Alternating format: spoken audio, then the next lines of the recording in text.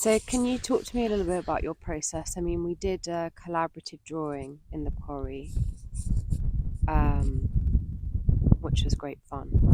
And that's something you do on your own, obviously on a smaller scale. And can you sort of explain why that's important for your process? I really like to start my work outside. I won't necessarily start a final piece outside, but I like to be able to get some information down on paper outside, and actually rolling a long sheet of paper out and physically moving around it to look at different aspects of the landscape.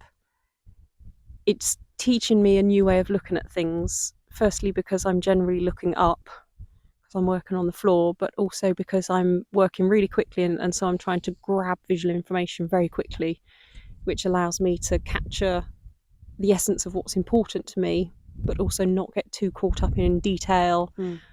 and getting too fussy. And transcribing a view Yes, specifically. yeah. They have a certain energy to them and a spontaneity. I need that sort of really quick, rapid change and rapid change of viewpoints. Actually, being out here as well, it helps me absorb things like the colour palettes. So, coming up here at different times of year, it goes through the greens, the browns, the reds, and I'd quite like to do a whole series of work sequentially through the year. Oh, that'd be lovely. Yeah, just based on one spot, but Yeah, with yeah, different that's a changing colour really, really palettes. nice idea. So that could be a future project. Can you talk to me about that process of collecting and working with the natural pigments? So the pigments I collect here are more naturally occurring. They're not necessarily oxidized Mm-hmm. substances. And yet I've still managed to locate a really rich array of the really dark chocolate browns, the reddish browns, the pinky browns, right through to sort of goldeny, almost pinky yellow colours. What I really like about using the natural pigments that are associated with the place is that it gives the viewer a very tangible connection, because they can see the earth in the painting Mm. that is from the location. Mm. And it might only be the tiniest little bit of it, but it's bringing the place to the viewer.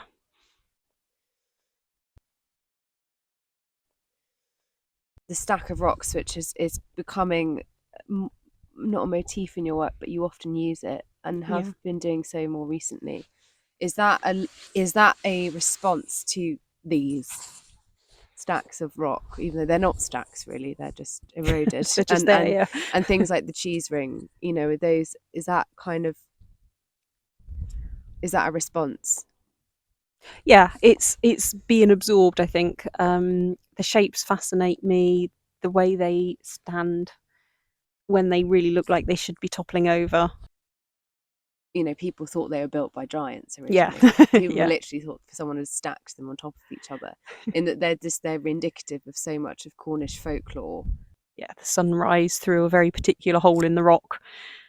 I love all that. I think it's really sad that we've lost that connection, that elemental Mm. connection with life, because I spent a couple of years when I had my allotment gardening according to the moon cycles. And again, there was just something really, it felt like connecting to some ancient Oh wisdom. wow. It was, it was really, it was such an experience to do. And tapping into that part of us, it feels like, I don't know, I'm struggling to verbalize it, but it's almost like awakening something that we know is there, but has been shut down. There's just so much when you start looking. There's so much more than you notice on first look. Yeah. And I think that's where the rapid sketching really comes into its own for me, is that I'm looking to filter information quickly, and I'm trained myself to actually seek out what interests me and disregard what doesn't interest me. Mm. And that's what's made a difference with my art. That's what's made it more engaging for me to work on, is that I'm actually picking out the bits that intrigue me, rather than trying to do all the detail that doesn't necessarily interest me. Mm. Mm. So you said this is somewhere you return to quite often, Mm. and somewhere you connect with specifically. Can you talk about why you think that is? getting up high Hmm. has definitely got some significance. Well, for your work, because a lot of it is aerial, Yeah, and you have influences in aerial shots, and yes, seeing sort of pathways and the stone circles from above is yeah, obviously very key. yeah, and it's nice to see that in real life as well, where Yeah, it's not just from a satellite image, but actually seeing it from a viewpoint that is yeah. achievable. I think that's really, really quite special. It just has this feel of an ancient land when you sit up here. Mm. Mm. It never feels threatening, although you know at any moment it can change. Mm. It doesn't have that same menacing feeling, I don't think, that you could be in real danger. Yeah. Not that I would want to be caught out, um, but I think because it's generally smaller and you do have access to places of safety.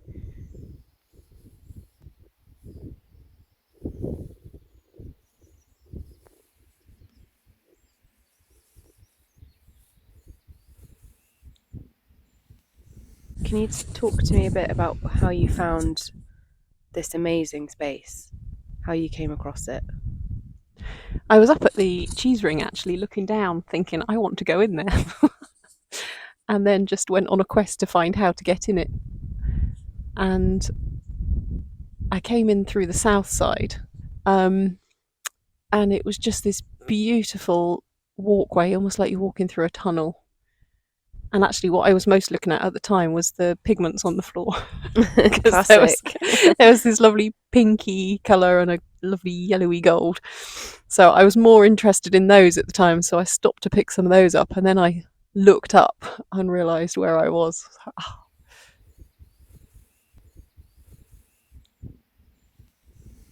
And so, do you want to kind of talk about your interest in this combination between the man-made, and the natural? Yeah, it's a weird kind of conflict I've got between those ritualistic sites and the industrial ruins. I think they all look amazing for their own reasons, but at the same time they've got varying meanings to them. Some were built for celebration, and some were built, like you say, out of greed. And some Mm. celebrated the land, and some just abused it. Mm. Mining brought industry, Yeah, um, but it's always been a beautiful place to go. Everyone's always been, as you know, so over millennia, people have been attracted to the landscape and the feeling of it here.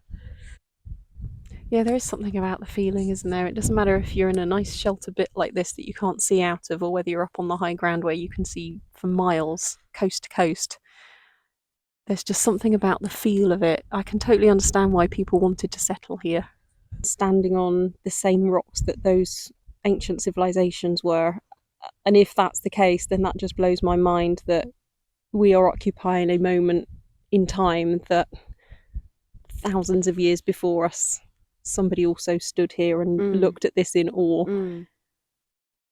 That for me, I think, just really it taps into something really primal, and that deep longing to discover something about ancestry and where we come from.